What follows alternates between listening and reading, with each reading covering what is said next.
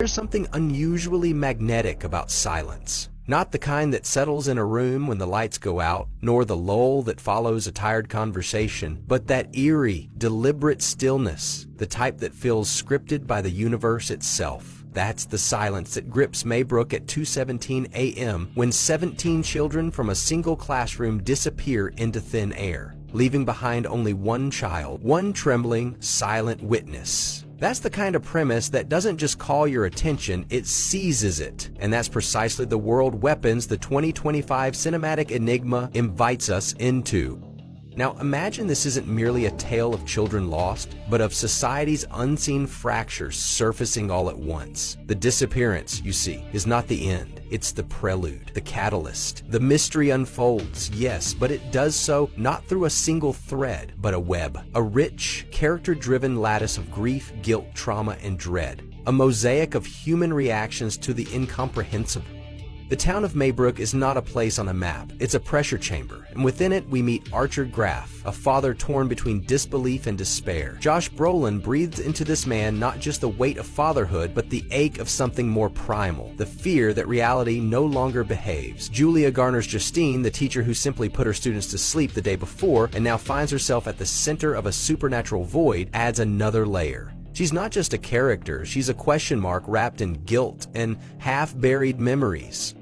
But what truly distinguishes Weapons is not just its premise or performances, it's the unsettling rhythm with which it dances between narratives. There's a police officer, complicated and barely functional, unraveling truths both civic and personal. A junkie, lost and thieving, who accidentally stumbles upon the town's best hidden secrets. A principal who suspects too much and says too little. And above all, a single child who remained, silent and unfathomably calm, as if holding a secret far larger than the missing.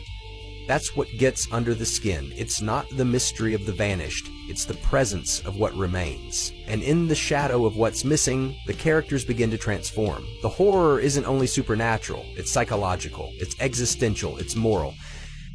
The fan theories swirling around Weapons are as feverish as they are fascinating. Some whisper of a Pied Piper-style fable reimagined for a post-pandemic generation, an allegory not of punishment, but of forgotten promises. Others suspect an expanding mythology, linking Weapons to earlier nightmares from the same creative mind. There's talk of portals, of mirrored dimensions, even of children not being taken, but ascending, chosen not by angels or demons, but by something older and far less interested in human definitions of good and evil. But perhaps the most intriguing theory is also the simplest, that the title, Weapons, is metaphorical, that these children were forged, not born, shaped by systemic failure, by neglect, by secrets passed from parent to child like cursed heirlooms. And what if the true horror lies not in the abduction, but in the return? What if they come back, different? You feel it, don't you? That quiet undercurrent of dread, that delicious tension between reality and imagination, that's the signature of this film's approach. It does not scream, it hums. It leaves breadcrumbs of terror along a winding road of character introspection and surreal unease. Zach Cregger, the architect of this cinematic seance, isn't just playing with genre. He's blending it, stirring psychological drama with cosmic dread, familial collapse with surreal detours. His film doesn't unfold, it erupts slowly, like a storm cloud realizing its purpose. And then there's that haunting hour, 2:17 a.m. It's not just a timestamp, it's a symbol. Why 2:17? Is it the moment the veil is thinnest, or merely the hour no one expects a reckoning? I've always believed that good horror doesn't explain, it insinuates. And Weapons is less about solving a riddle and more about confronting what we've refused to see. The cinematography, what little we've glimpsed, suggests a deliberate use of space. Empty school desks, half-eaten lunches, glowing red alarm clocks ticking toward nowhere. It's visual poetry with a scalpel in hand. And the sound design? Expect that kind of silence that seems to breathe on its own, whispering things you're not sure you heard. For a generation of audiences raised on jump scares and haunted dolls, Weapons offers something else entirely, a haunting that lingers long after the credits. A mirror that reflects more than your face, a fable for an age without clear heroes or easy endings.